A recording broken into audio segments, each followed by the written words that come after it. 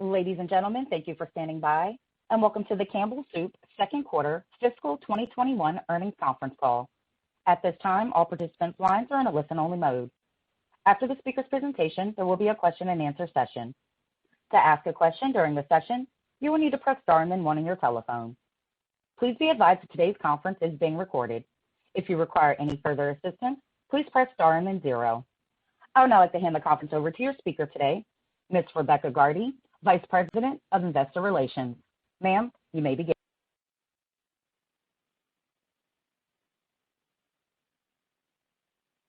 Good morning, and welcome to Campbell's second quarter fiscal 2021 earnings presentation. I'm Rebecca Gardy, Vice President of Investor Relations. Following the completion of this call, a copy of this presentation and a replay of the webcast will be available at investor.campbellsoupcompany.com. A transcript of this earnings conference call will be available within 24 hours at investor.campbellsoupcompany.com. On our call today, we will make forward-looking statements which reflect our current expectations. These statements rely on assumptions and estimates which could be inaccurate and are subject to risk.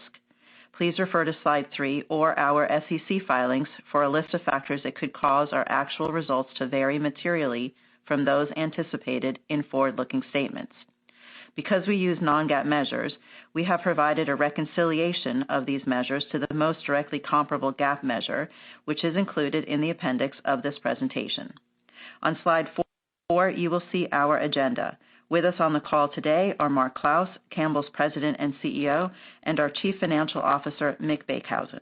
Mark will share his overall thoughts on our second quarter performance and in-market performance by division.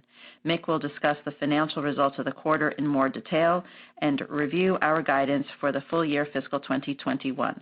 Mark will come back to share his perspective on our outlook beyond the pandemic, and we will close the call with an analyst Q&A.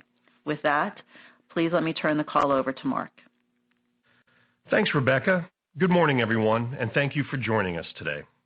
Before I turn to the results of the quarter, I want to take a moment to thank all of our teams again, especially our frontline colleagues.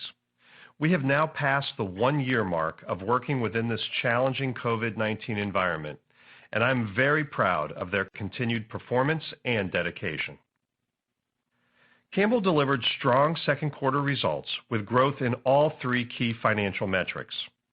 Organic net sales increased 5% with continued demand across both divisions, fueled by accelerating in-market results, including positive share progress across most of the portfolio and a strong holiday period.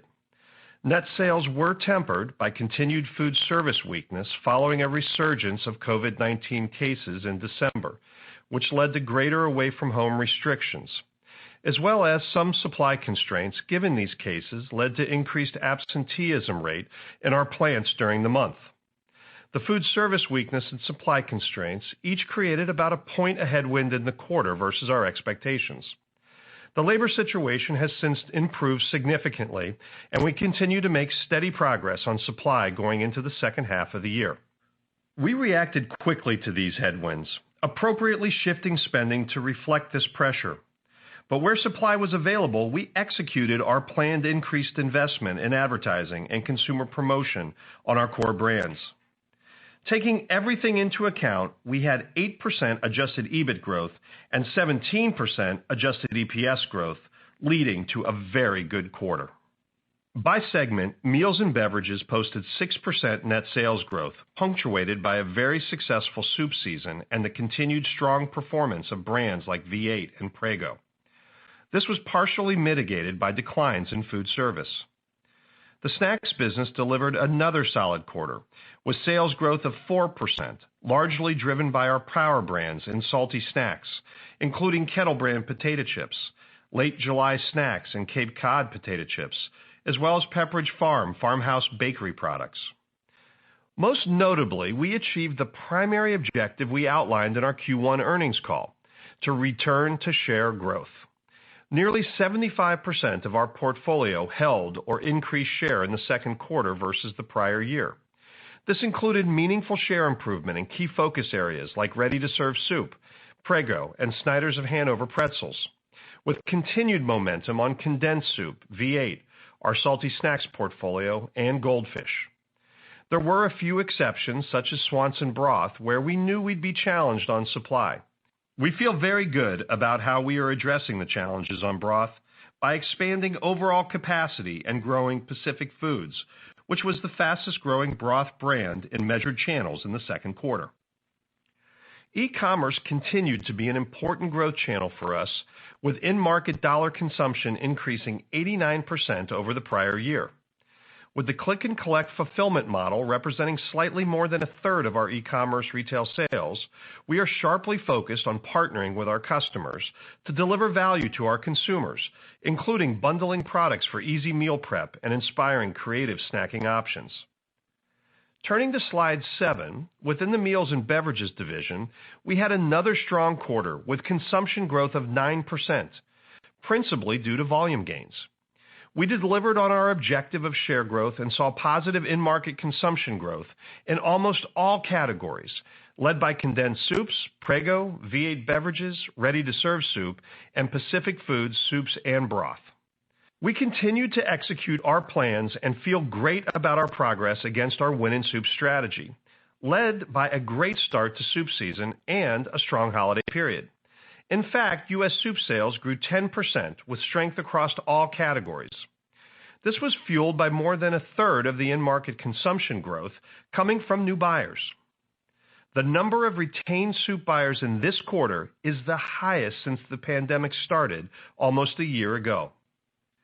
Our condensed soups were once again the highlight of the quarter, with double-digit net sales growth and continued share gains, especially among millennials. With a 0.7 share increase, condensed had its 8th consecutive quarter of share gains, an amazing run that started well before the pandemic. This performance was driven by our quality improvements, strong advertising, and the retention of new households. Additionally, during the important holiday season, the number of buyers of condensed cooking soups grew double digits, and we continued to grow household penetration this quarter versus prior year. Year to date, our condensed soups have the highest household retention rate within the entire Meals and Beverage division. Within ready-to-serve, share improved this quarter, driven by strong base velocity growth in Chunky and improved availability. Chunky had an exceptional quarter with double-digit net sales gains and in-market consumption growth, outpacing competition and increasing share nearly 2 points, with growth among all cohorts, including millennials. Pacific Foods is now the fastest-growing wet soup brand on a dollar share basis, outperforming its competitors on many fronts by delivering on-trend innovation and impactful advertising. This important growth engine continues to perform above our expectations. In the second quarter, Pacific Soup and Broth outperformed the category, posting dollar consumption growth of 25%, the 5th consecutive quarter of share gains driven by brand strength, and a meaningful increase in household penetration.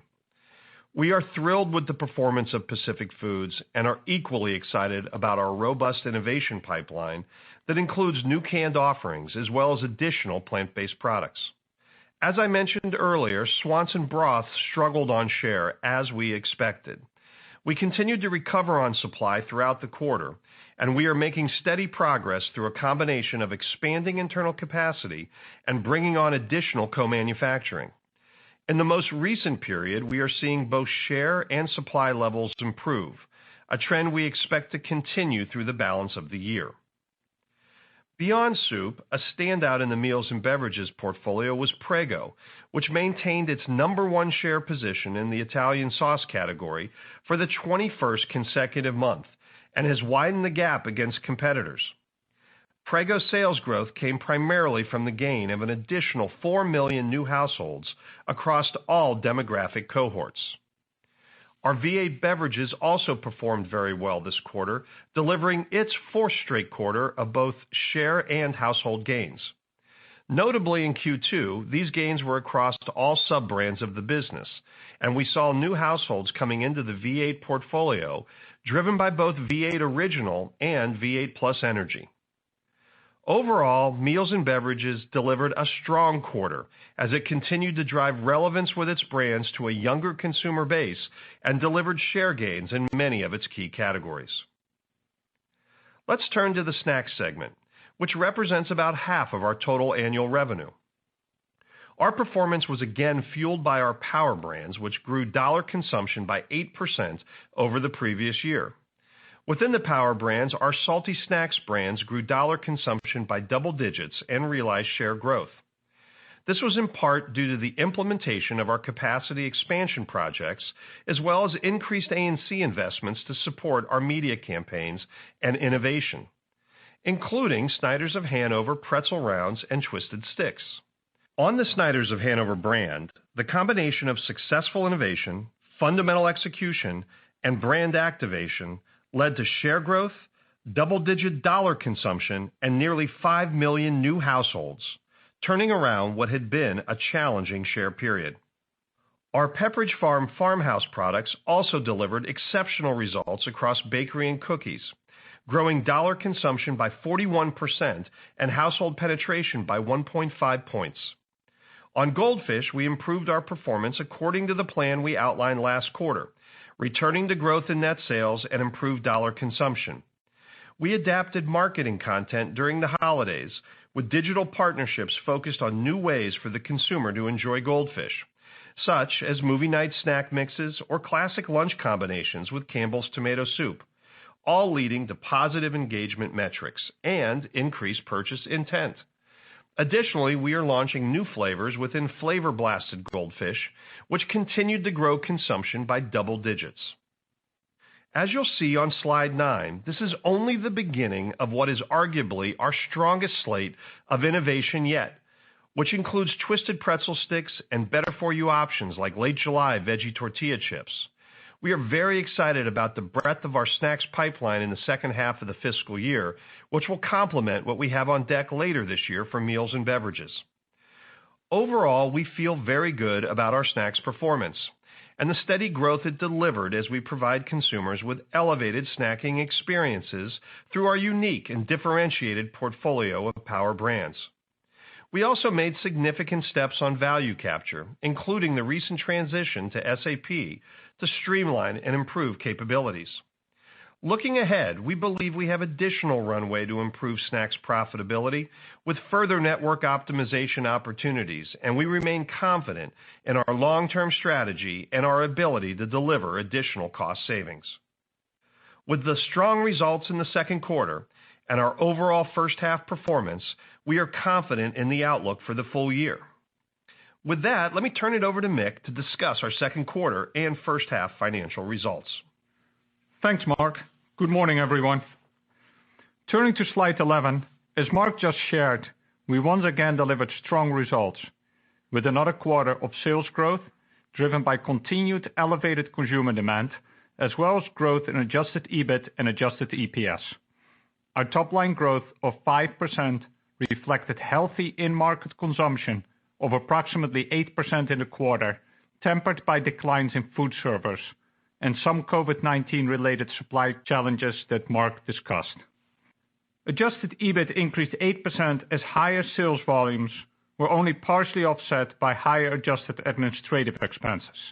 Adjusted EPS from continuing operations increased by 17% to 84 cents per share, reflecting an increase in adjusted EBIT as well as lower adjusted net interest expense. Year to date, our organic net sales, which excludes the impact from the sale of the European chips business, increased 7%, driven by strong in-market consumption growth in both meals and beverages and snacks. Adjusted EBIT increased 13%, reflecting higher sales volume, improved adjusted gross margin performance, and higher adjusted other income, offset partially by increased adjusted administrative expenses. Year to date, our adjusted EBIT margin increased year over year by 110 basis points to 18.5%.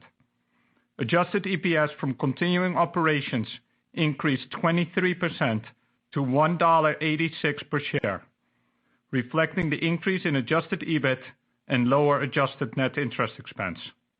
I'll review in the next couple of slides our second quarter results in more detail and provide guidance for the full fiscal year 2021. Breaking down our net sales performance for the quarter, reported and organic net sales increased 5% from the prior year. This performance was largely driven by a 4-point gain in volume across the majority of our retail brands, partially offset by declines in food service and in partner brands within the Snyder's-Lance portfolio. Additionally, we took a strategic approach to dialing back promotional spending in both segments where we faced supply constraints, and those actions, net of price and sales allowances, contributed 1 point to net sales growth. Our adjusted gross margin decreased by 10 basis points in the quarter to 34.3%. While product mix was slightly negative in the quarter, we're estimating a 50 basis point gross margin improvement from better operating leverage within our supply chain network as we increased our overall production. Net pricing drove a 90 basis point improvement due to lower levels of promotional spending in the quarter. Inflation and other factors had a negative impact of 330 basis points. A little over half of the increase was driven by cost inflation, as overall input prices on a rate basis increased approximately 3%, which we expect to continue to be a headwind for the rest of the fiscal year. The remainder was driven by increases in other operational costs and continued COVID-19 related costs. Inflation in the quarter was partially offset by our ongoing supply chain productivity program, which contributed a 140 basis point improvement and included initiatives, among others, within procurement and logistics optimization. Our cost savings program, which is incremental to our ongoing supply chain productivity program, added 50 basis points to our gross margin. Moving on to other operating items. Adjusted marketing and selling expenses decreased $3 million or 1% in the quarter. This decrease was driven primarily by the benefits of cost savings initiatives and lower marketing overhead costs, largely offset by an 8% increased investment in A&C. These investments primarily reflect higher levels of media spend to support our salty snacks brands, including new product launches, as well as our soup business, as we continue to drive usage through new recipes, inspire meal solutions, and support our innovation.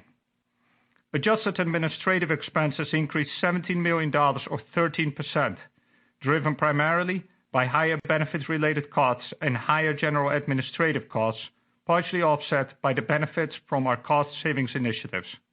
Overall, our adjusted marketing and selling expenses represented 10.2% of net sales during the quarter, a 70 basis point decrease compared to last year. Adjusted administrative expenses represented 6.7% of net sales during the quarter, a 50 basis point increase compared to last year. Moving to the next slide, we have continued to successfully deliver against our multi-year enterprise cost savings initiatives. This quarter, we achieved just over $20 million in incremental year-over-year savings.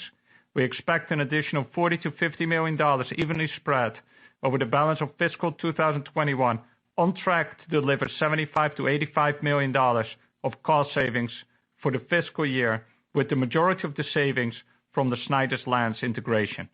We remain on track to deliver our cumulative savings target of $850 million by the end of fiscal 2022. To help tie this all together, we are providing an adjusted EBIT bridge on slide 16 to highlight the key drivers of performance this quarter. As discussed, adjusted EBIT grew by 8%.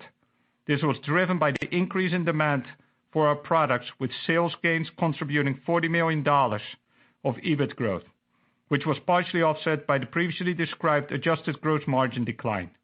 In addition, the increase in adjusted administrative expenses was only partially offset by lower adjusted marketing and selling expenses, lower adjusted R&D expenses, and higher adjusted other income. Our adjusted EBIT margin increased year-over-year by 40 basis points to 17.2%. The following chart breaks down our adjusted EPS growth between our operating performance and below-the-line items. Adjusted EPS increased 12 cents from 72 cents in the prior year quarter to 84 cents per share. Adjusted EBIT had a positive 7 cents impact on adjusted EPS. Adjusted net interest expense declined year-over-year by $17 million, delivering a 4-cent positive impact to adjusted EPS. as we have used proceeds from completed divestitures in fiscal 2020 and our strong cash flow to reduce debt. The impact from the adjusted tax rate was nominal, completing the bridge to 84 cents per share. In Meals and Beverages, net sales increased 6% to $1.3 billion, primarily reflecting strong volume growth driven by in-market consumption for many of our U.S. retail products, including gains in U.S. soups, V8 beverages, Prego pasta sauces, and Campbell's pasta, partially offset by declines in food service driven by COVID-19 related restrictions. Net sales of U.S. soup, including Pacific Foods, increased 10% compared to the prior year, primarily due to volume gains in condensed soups and ready-to-serve soups. Across the division, we moderated promotional activity, in part due to supply constraints, particularly on broth. Operating earnings for Meals and Beverages increased 7% to $258 million. The increase was primarily driven by sales volume growth, offset partially by a lower gross margin and higher administrative expenses. Within snacks, net sales increased 4% driven by volume gains fueled by the majority of our power brands and lower levels of promotional spending on supply-constrained brands.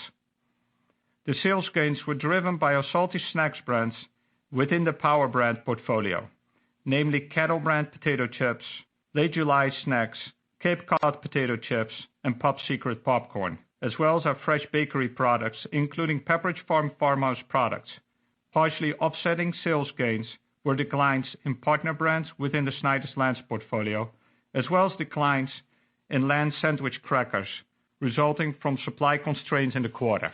Operating earnings for snacks increased 6%, driven by sales volume gains and lower selling expenses, partially offset by higher marketing investment, administrative expenses, and a lower gross margin. I'll now turn to our cash flow and liquidity.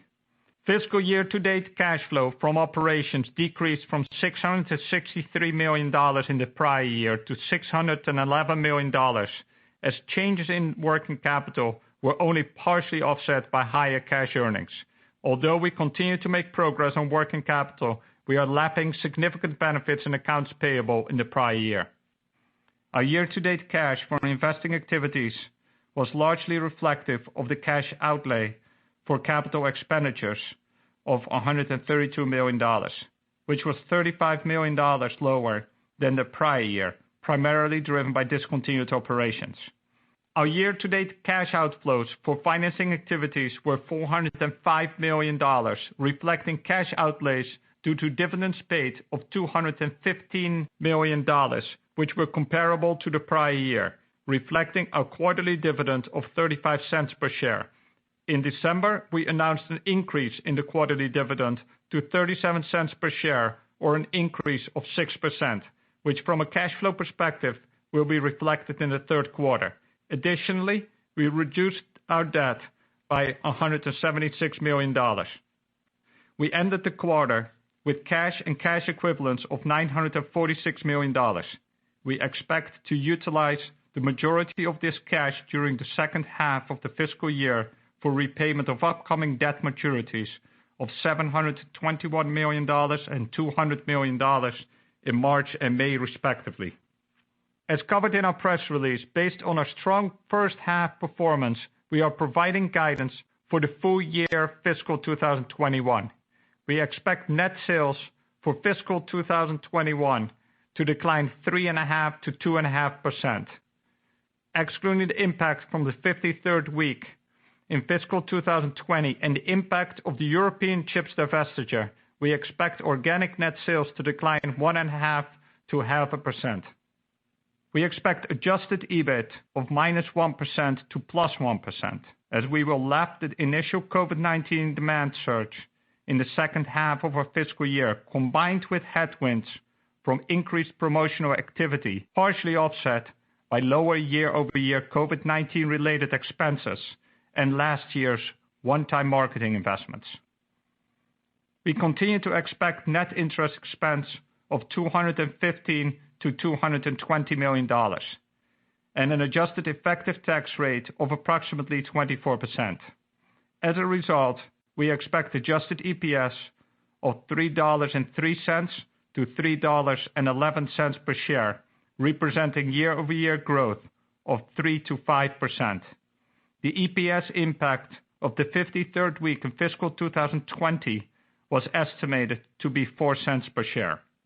With respect to our guidance, let me add that we expect the third quarter to be somewhat more challenged from a net sales and EBIT perspective than Q4, as the before-mentioned COVID-19 related demand surge was more pronounced in the third quarter of fiscal 2020, while the benefit from COVID-19 related costs and one-time marketing investments will disproportionately benefit our fourth quarter comparison. Additionally, we expect our third quarter to be impacted by some isolated supply challenges as we navigate the recent winter storms. In particular, we experienced about 2 weeks of disruption at our Paris, Texas plant, which produces Pace and Prego. We expect improving momentum as we go forward. Regarding capital expenditures, in light of the current operating environment with limited access to our factories, we now expect to spend 10% below the $350 million we had previously indicated for the full year, largely driven by the impact from COVID-19 on the operating environment. Before I turn it back to Mark for some additional commentary, let me close by expressing how proud I am of the continued strong execution by our teams throughout the company. We delivered another strong quarter with a return to positive share growth in the majority of our portfolio and growth in all 3 key financial metrics, despite all the challenges of COVID-19. Mark? Thanks, Mick.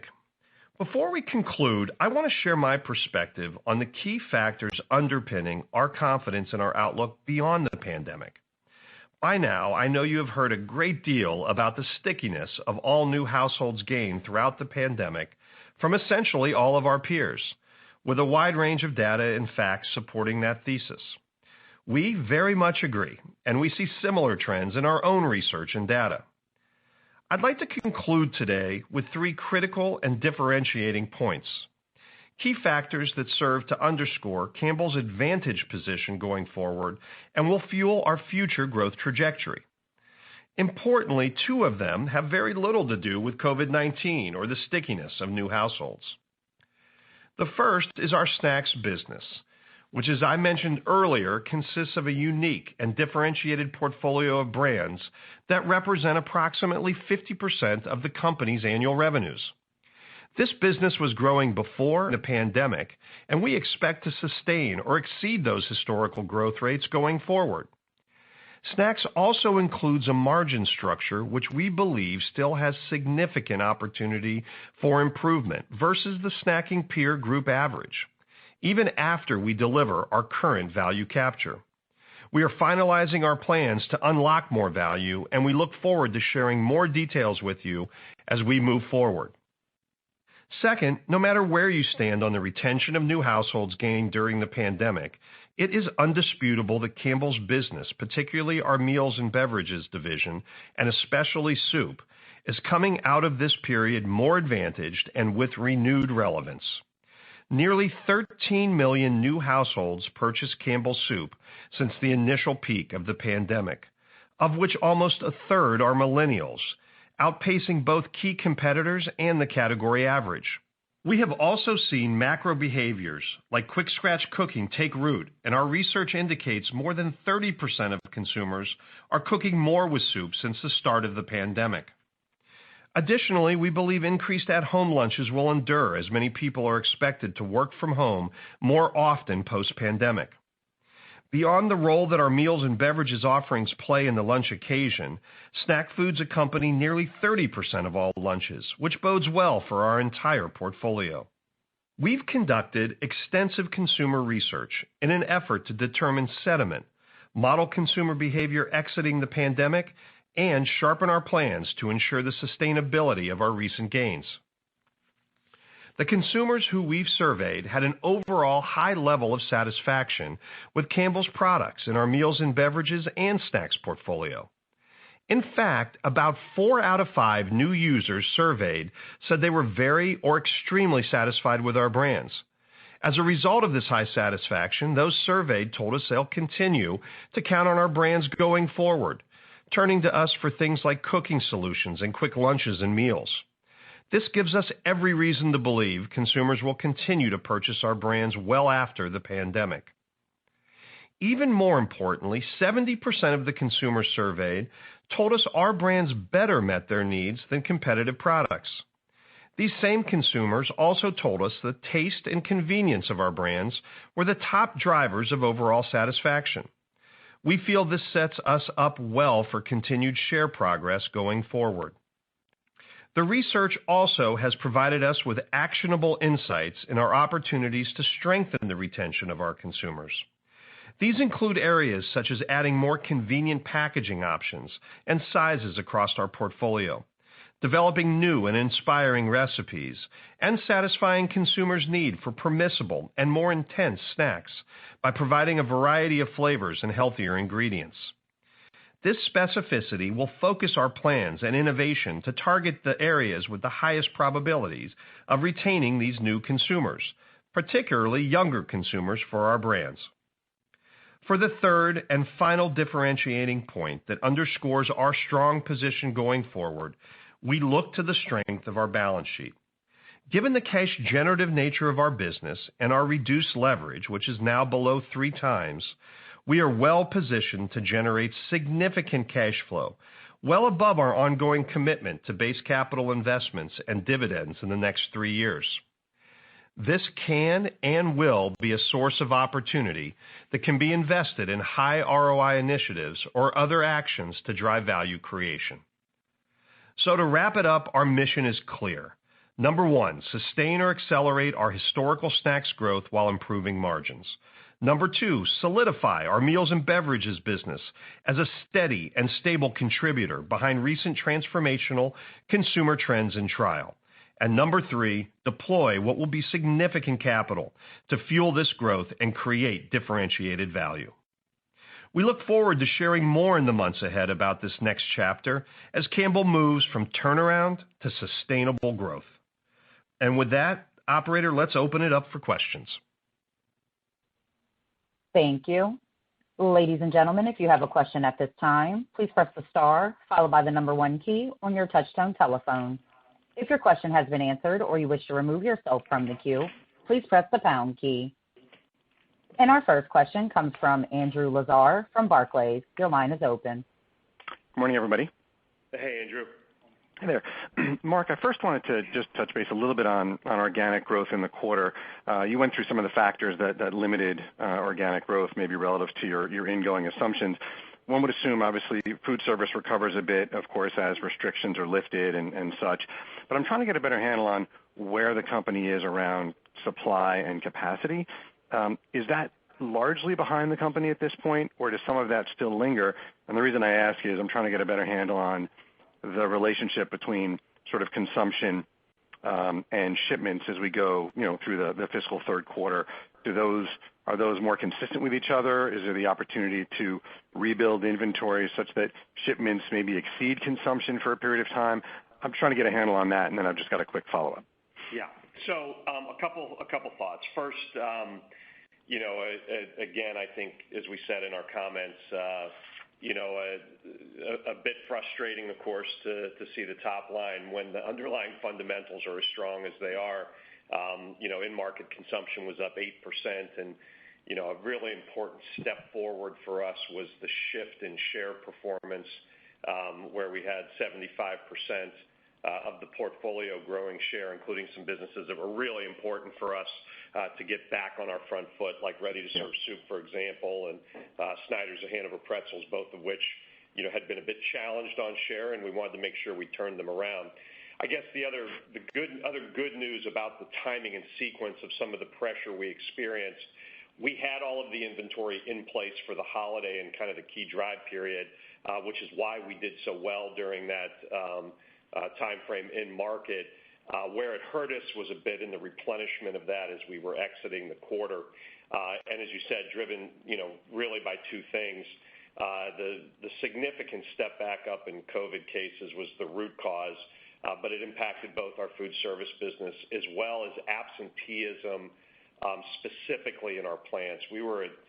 In the month of December, we crossed the double-digit line on absenteeism, which was really the highest we had seen, which really did reduce a little bit of our firepower as we had expected to be able to get in front of consumption and ship a bit ahead of it.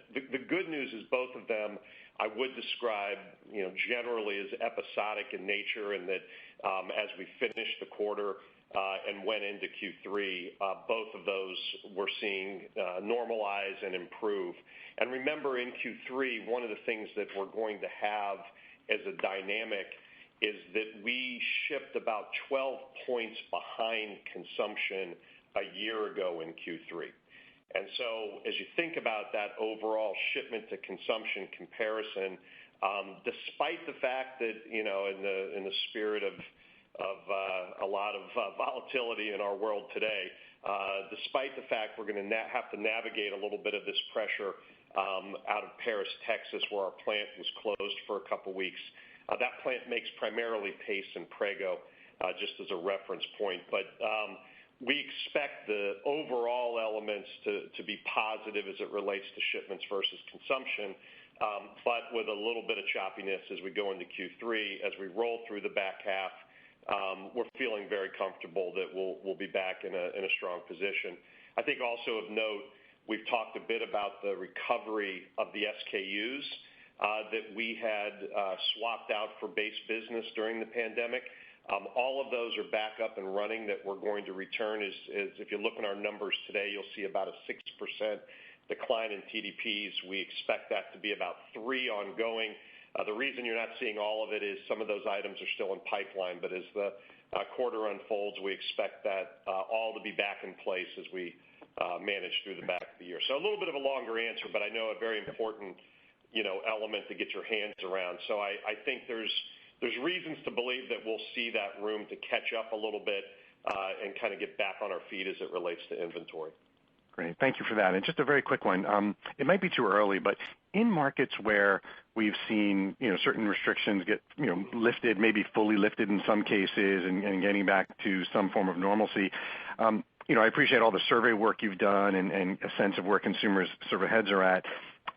Any sort of real-time data that you see in some of these regions or states that have more fully reopened around what maybe retention has looked like, in actuality? I realize it's still on the early edge of things. Yeah, it is a little bit too early, but what I can tell you we've done is we've created essentially a bit of a map of the country in evaluating the specificity of different data points in conjunction with reopening. And so, us like you are looking for those proof points to validate what is a lot of the hypotheses that we have. And so I would say it's too early to give you any conclusions, but we're set up well to read that as quickly as possible, make any adjustments we need, and really begin to put some facts, specific facts, behind some of those assumptions we've talked about. Thanks very much. Thank you. Our next question comes from Ken Goldman from J.P. Morgan. Your line is open. Hi, thank you. So I wanted to pick up a little bit where Andrew just left off. It sounds like most of the work you've done on the stickiness side is still theoretical. And I appreciate that you're doing some really good work in terms of surveying consumers and so forth, but we're in such unique times that I just wonder how much weight we really should put on things like surveys at this point, just given that I don't think consumers necessarily know what they're going to do coming out of this. And look, I would love for you all to be right, all my CEOs to be right. It'd be much more fun to cover a space where things are growing and sales are good than the opposite. But is there any, I guess where I'm getting with this, is there any particular data point that you have that gives you the amount of confidence that you might need to make the kind of confident statements that you're making today about stickiness? And I'm not trying to push back. I really just want to understand it, Mark. Thank you. Yeah, sure, Ken. No, look, I understand the question, and certainly this is not a unique conversation, and it happens pretty frequently these days in our industry. I will say we did a few things, and we have targeted our research in a few ways to try to inform certain thinking that's just simply different than how many people are going to continue to cook, or how many people are claiming that they'll continue to use our products. I'd kind of give you two areas. One, we've gotten a lot sharper on how we feel using the survey work to really understand how we hold up against competitive choices. Because one of the things that I think will matter a lot here very quickly as we start to lap the initial surge and get into COVID is how do we feel about our comparative position and therefore our ability to manage through share positive performance or differentiated performance. And that was an important part of the work that we've been doing and trying to identify where we think we're in stronger positions. And I was pleased. I was really pleased with some of the items that are in more competitive spaces. And setting aside for a moment whether you're going to continue to use us, did you feel we performed better than some of our competitors? I think is an important insight and a little different than just are the households going to remain sticky. I think the other thing that we're doing a lot of is looking for places where we could be exposed where there may be dissatisfiers. So instead of just simply focusing our work on trying to build the case or prove the point that people are going to keep using it, we actually kind of spun it around the other way and really looked at why you wouldn't keep using it. What were the barriers? What were the things that we could be doing differently in our brands? And we're using that very rapidly as we try to inform things like innovation as well as our marketing to try to really kind of go at those areas a little bit more head on. So, and again, as I've said a couple times, I recognize that until we have facts and kind of points on the board, this remains theoretical. But it is hard to imagine that no matter where you are on that continuum, a business like our meals and beverage and our soup business isn't going to be, even in a modest interpretation, in a better position than it would have been coming into this. And I think that that is something that obviously quantifying it will be important. But I do feel very comfortable in suggesting that just through the trial and experience and the work we've done, and remember, we don't have the benefit of seeing how all that work would have done pre-pandemic, but I was fairly confident that a lot of the things that we had put in place before were going to help improve this business as well. So I think that's very fair on a qualitative level. I would just hope that as you think about, guiding ahead and so forth, maybe it would behoove a lot of companies to not assume as much stickiness as they think will happen and then maybe surprise to the upside. But I will leave it there. Thank you, Mark. Yeah, and one thing I'll just say, Ken, as you leave, that was also part of the reason why I wanted to highlight a few things that are really not related to COVID within our portfolio.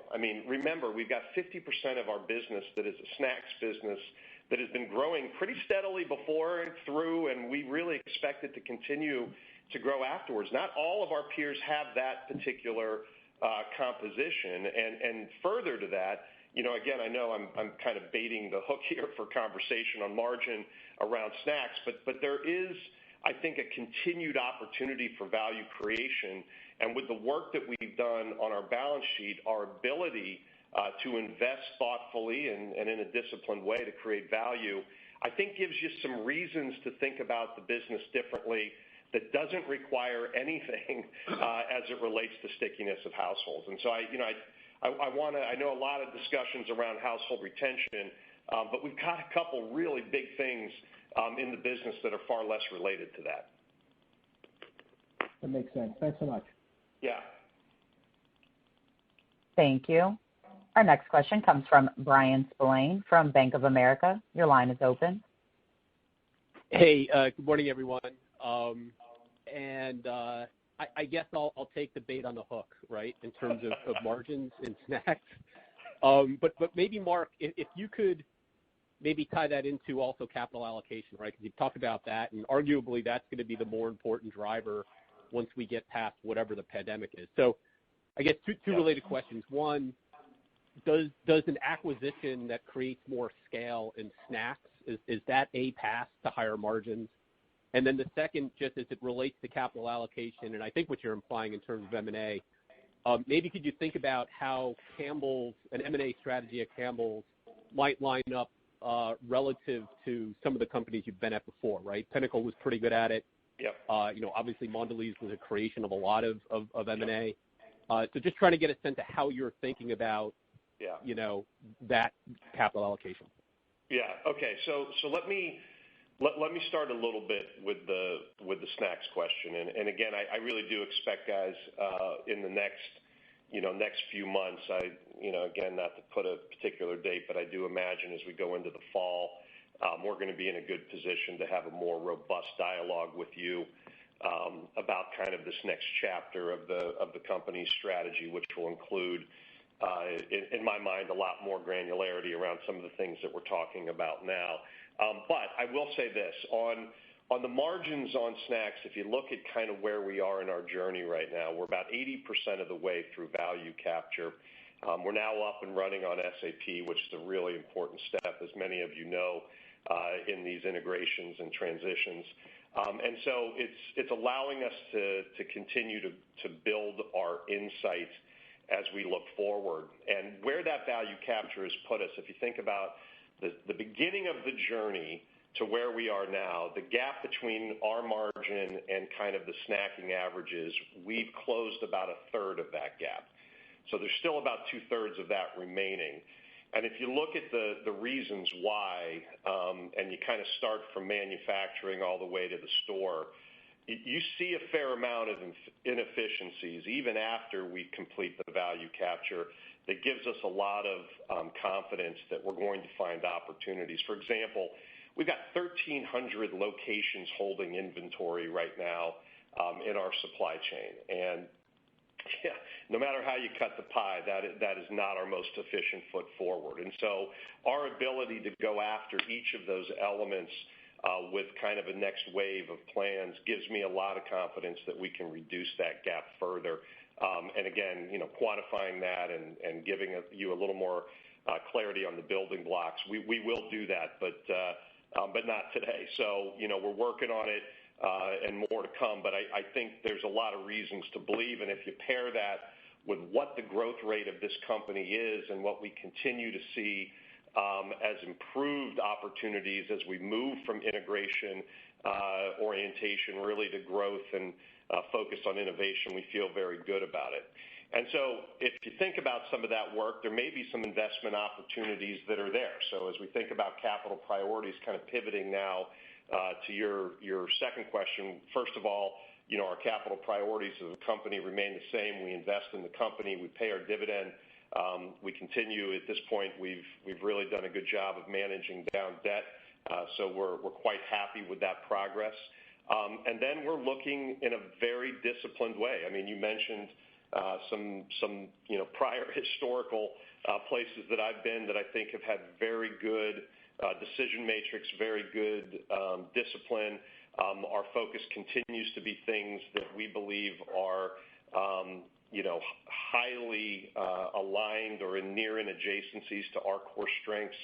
And I think there is a role that M&A can play, but it's in conjunction with also evaluating where we can invest in the company and generate high returns. I think the important thing to note is that we will apply that discipline, but we're going to be applying it to an availability of capital that, as you say, I think is going to be a very, very important indicator of value, and especially as you think competitively across places to go, I'm feeling very good about our flexibility and capability to generate a significant amount of value in that space. Does that make sense, Brian? Yeah, that makes sense. Thanks, Mark. Okay. Thank you. Our next question comes from Jason English from Goldman Sachs. Your line is open. Hey, good morning, folks. Thanks for slotting me in. Hi, Jason. I'm gonna take another nibble at that hook from a slightly different angle. I hear you loud and clear, Mark, if we benchmark against some of the bellwethers in the space, like a Frito or a Mondelez, but that just seems like an unfair comparison. If I look at, say, your 18 to 19% EBITDA margins in snacks, they look great, especially when I contemplate your somewhat subscale relative to the big leaders. You have a profit-sharing arrangement with independent distributors. Your portfolio is exceptionally complex, and you've got a decent chunk of lamp sales that are derived on a pretty low price point, suggesting that it's not really a cost per ounce issue, it's a price per ounce issue for much of that. So how is attacking costs? Like, where are the opportunities? Because when I look from the outside looking in, I don't really see the opportunity. I see a business that's sort of already been right-sized in terms of margin, and one that's probably where it should be. What am I missing? Can you put more teeth on this one, please? Yeah, I mean, I think it's really, Jason, is if you look at the redundancy and the inefficiencies that exist in a network that was built independently, and really not through the lens of efficiency. I think as you described the complexity of our portfolio, there is no question that what is a little unique about us is the opportunity, I'd say, both the scale and strength of operating within 2 aisles of the store. But our portfolio is really not as complex as you may think.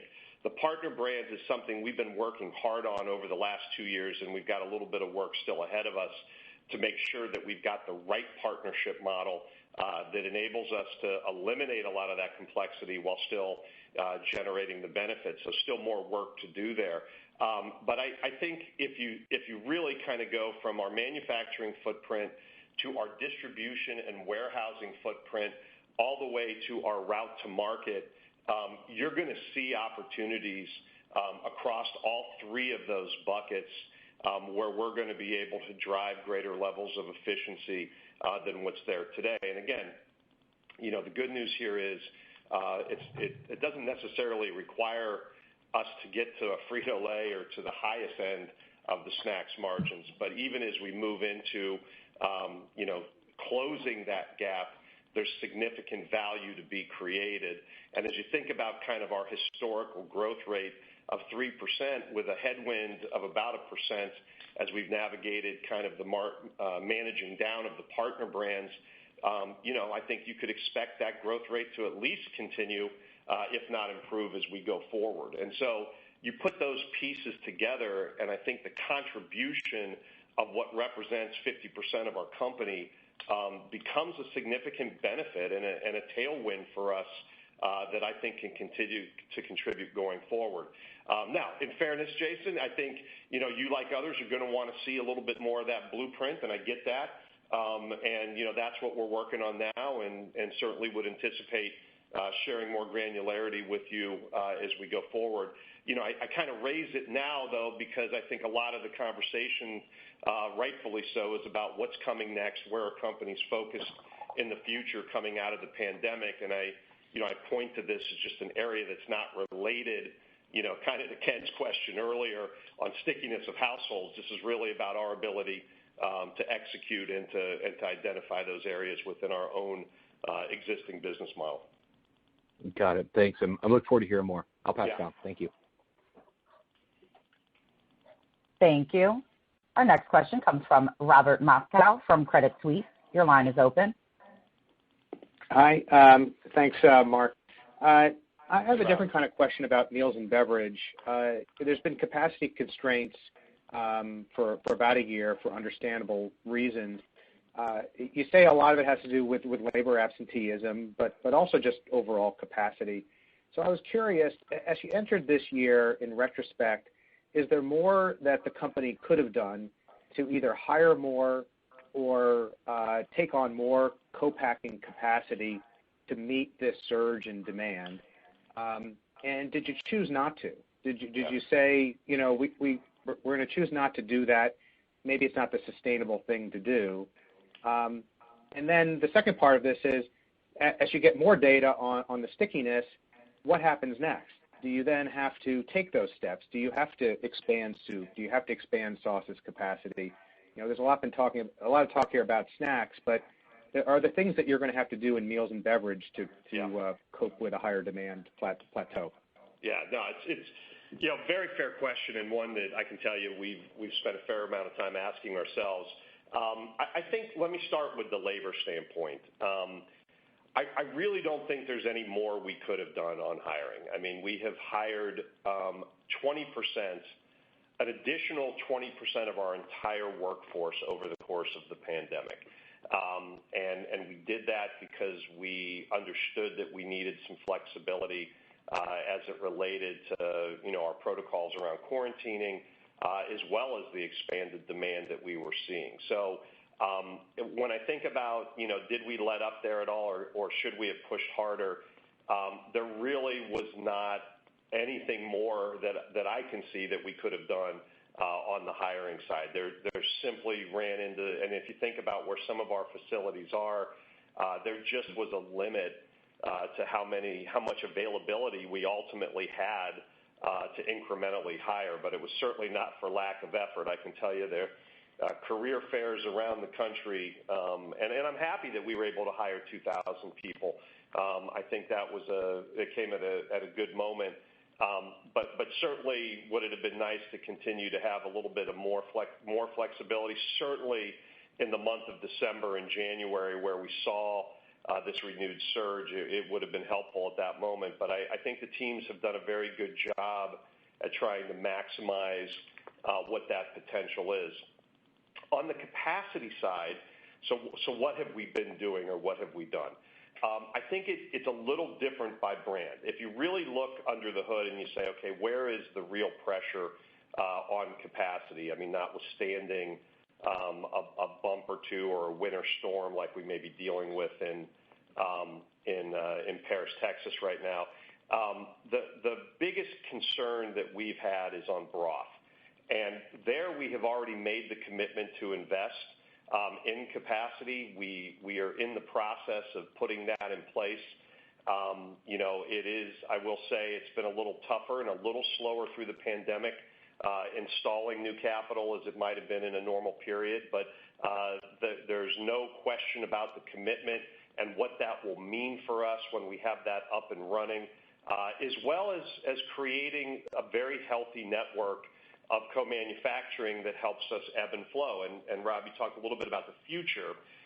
Remember, part of the dynamic on the meals and beverage businesses are these peaks and valleys as it relates to seasonality. And part of what we're doing is creating a network that allows us to create more flexibility and flex a bit more to the upside. Let's say we're on the high end of our assumptions, that we can flex to there. Let's say we're on the lower end, we can flex to there and still be responsible as it relates to capital, while still enabling us to meet all of the ongoing dynamics of building inventory into soup season and matching kind of that footprint. So I do feel very good about the investments we've made and what we've done to add some flexibility to our business to be able to handle a variety of different situations. Part of the pressure has been to get back into some of these SKUs that were B and C SKUs that honestly have been very, very important and key to us regaining share that we've had to put back in place. But we're now in a pretty good position on those and are really coming back fully. And so I feel good about the future, but that's kind of the dynamics that we've gone through as we've thought through that. Got it. All right, thank you. Thank you. And that does conclude our question and answer session for today's conference. Ladies and gentlemen, this concludes today's conference call. Thank you for your participation, and you may now disconnect. Everyone, have a wonderful day.